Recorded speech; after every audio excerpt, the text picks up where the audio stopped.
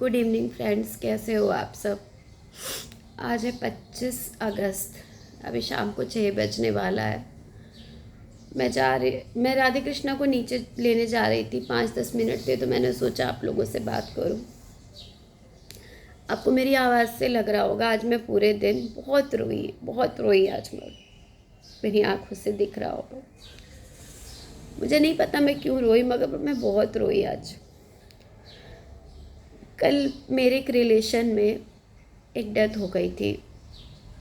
मैं एक तो ऐसे मुझे जान किसी का सुनती हूँ तो मुझे बहुत अजीब सा लगता है, मुझे सब मम्मी वाला याद आता है। फिर भी मैं हिम्मत करके गई। फिर वहाँ पे सब बातें कर रहे थे ना कि जब इंसान का आखिरी समय होता है ना तो उसे कैसा महसूस होता है, दर्द होता है, तकलीफ़ होती है, कैसा वो अपनों को याद करता है, उनसे मिलना चाहता है। वो चाहता नहीं है कि कोई उनसे दूर रहे, सबको वो पास में बिठाना चाहता है। मतलब ये सारी बातें हो रही थी और मैं सुनते सुनते मुझसे नहीं सहन हुआ, मैं रोने लगी वहाँ पे और रो के मैं वापस आ गई। पता है क्यों? मैं ये सोच रही थी ये सारी चीज़ें मेरी मम्मी के साथ भी हुई होंगी ना। मम्मी मुझे कभी नहीं बुलाती थी क्योंकि मुझे मई जून मिलता था, उसमें बहुत गर्मी होती थी। तो वो बार बार मेरे से यही बोलती थी, बच्चे परेशान हो जाएंगे, रहने दो, मत आओ, उधर फरवरी मार्च में आना, मत आओ। और मैं बार बार चली जाती थी, भले कैसे भी जाओ लेकिन मैं पहुंच जाती थी।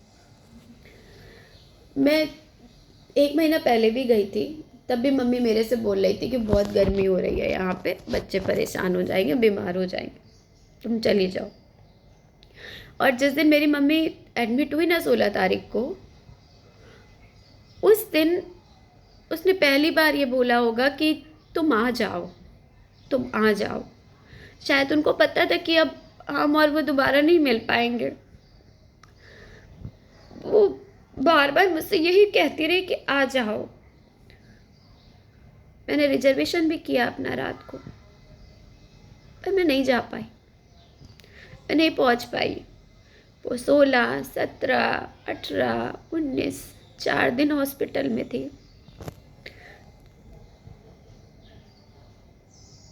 मुझको बुला रही थी आ जाओ, मैं नहीं पहुंच पाई। बहुत सारे रीज़न्स थे इसके पीछे, मैं नहीं पहुंच पाई। और शायद सबसे बड़ा रीज़न मैं थी कि मैंने क्यों किसी की सुनी, मैं क्यों नहीं गई। वो मेरी माँ थी। तो कल जब मैंने उनके घर में ऐसी बातें सुनी ना, तो मुझे लग रहा था वही तकलीफ़ तो मेरी माँ को भी हो रही होगी ना। वो भी तो मुझे देखना चाह रही होगी, वो भी तो मुझे छूना चाह रही होगी ना। और मैं नहीं पहुंच पाई वहां पर। जिसका ये गिल्ट मेरे से पूरे जीवन भर नहीं जाएगा, नहीं जाएगा।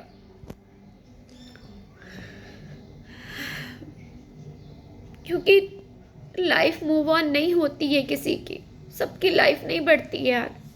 मुझे ये था ना कि इंसान दुनिया में आता है, चला जाता है, सब जाते हैं, ये मृत्यु लोक है, सबको मरना है।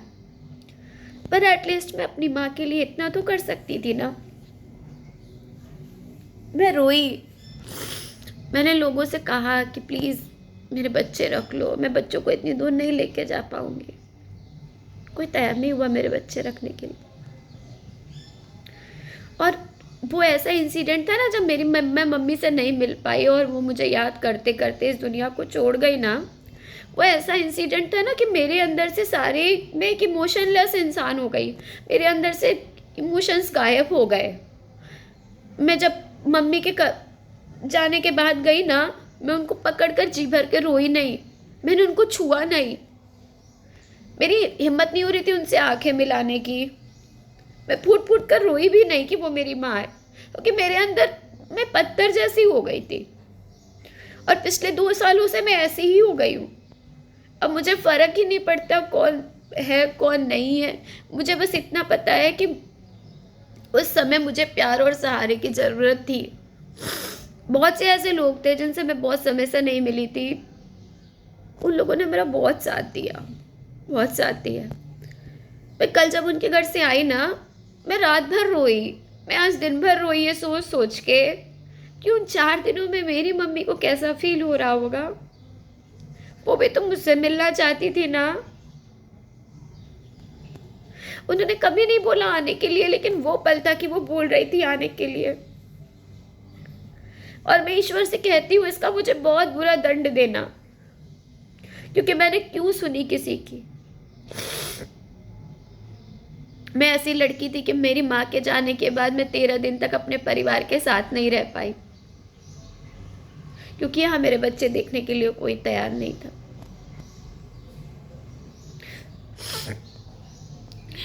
इसका दोष मैं किसी को नहीं देती हूँ, मैं खुद को देती हूँ कि मैंने क्यों अपने मन की नहीं सुनी, क्यों मैं नहीं गई।